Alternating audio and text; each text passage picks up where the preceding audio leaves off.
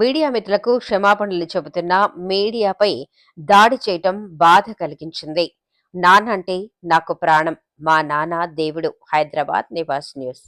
మా నాన్నను మా అన్న విష్ణు, వినయ్ ట్రాప్ చేశారు. మా నాన్న దృష్టిలో నన్ను శత్రువుగా చిత్రీకరించారు. నేను నా భార్య కలిసి ఒక టాయ్స్ కంపెనీ పెట్టాము. వాటికి కూడా అడ్డంకులు సృష్టించారు. నాపై దాడులు చేశారు. మా నాన్న ముందే నన్ను కొట్టారు. నాకు సపోర్ట్ చేస్తున్న మా అమ్మను కూడా డైవర్ట్ చేశారు. 3 రోజులు బయటకు వెళ్ళు, మనోజ్కి సర్ది చెప్తాం అని మా అమ్మను కూడా నమ్మించారు. నా భార్య 7 నెలల కూతురి పేరు లాగుతున్నారు. నేను నా సొంత కాళ్ల మీద నిలబడుతున్నాను. నేను ఎవరిని ఆస్తి అడగలేదు. సాయంత్రం 5 గంటలకు ప్రెస్ మీట్ పెట్టి అన్ని వివరాలు వెల్లడిస్తా. మంచు మనోజ్. మా అంకులు విజయవాడలో ఉంటారు. అండ్ ఇక్కడ కొంతమంది అంకులు నాన్నగారు బాగా క్లోజు. మనోజ్, నువ్వు ఎన్నో సంవత్సరాలు ఇంటి బయటగా ఉన్నావు, నీ సొంతంగా ఉన్నావు. మీ నాన్నగారు అమ్మగారు ఒకరే ఉన్నారు.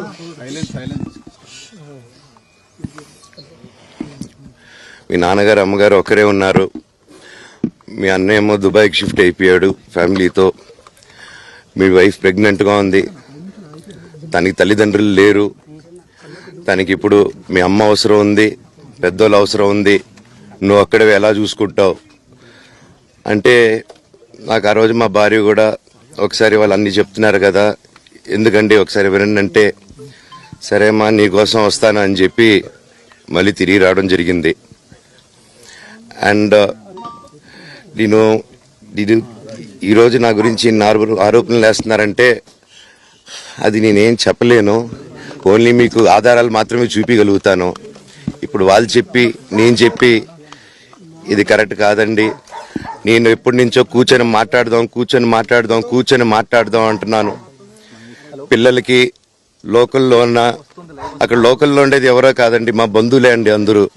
ఆ చుట్టుపక్కల గ్రామాలందరూ మా నానమ్మ ఊరు, మా అమ్మమ్మ ఊరు అందరూ మా వాళ్ళండి. వాళ్ళ పిల్లలు, మనవాళ్ళు, వాళ్ళ బంధువులు. సో వాళ్ళకి అన్యాయం, వాళ్ళ అర్జీలు పెట్టుకున్నారు, వాళ్ళ లెటర్లు పంపించారు, వాళ్ళన్నీ చేశారు. నేను వాళ్ళకి సపోర్ట్గా మద్దతుగా నిలబడి ఏమైంది నేను అడిగేసరికి వినయ్ అతనికి ఫోన్ చేశాను, మెసేజ్లు పెట్టాను. సార్ వాట్ ఈస్ హ్యాపెనింగ్, నేను కావాలంటే కాలు మీద కూడా పడతానండి, ఈ ఇష్యూ క్లియర్ చేయండి, మాట్లాడుకుందాం అంటే చాలా దురుసుగా రిప్లైలు పెట్టారు. నేను ప్రతిదీ ఈరోజు సాయంత్రం 5:30కి ప్రెస్ మీట్ పెట్టి ఇన్నాళ్ళు ఆగానండి, ఇంకా ఆగలేను. ఈరోజు ఈవినింగ్ ప్రతిదీ చెప్పేస్తాను. ఆ రోజు నేను పోలీసు సపోర్ట్ అడిగినప్పుడు స్టేషన్కి 100కి ఎందుకు ఫోన్ చేశాను, ఆ 100 దగ్గర నుంచి నేను పర్మిషన్ ఇస్తున్నాను, నాకు ప్రాబ్లం లేదు.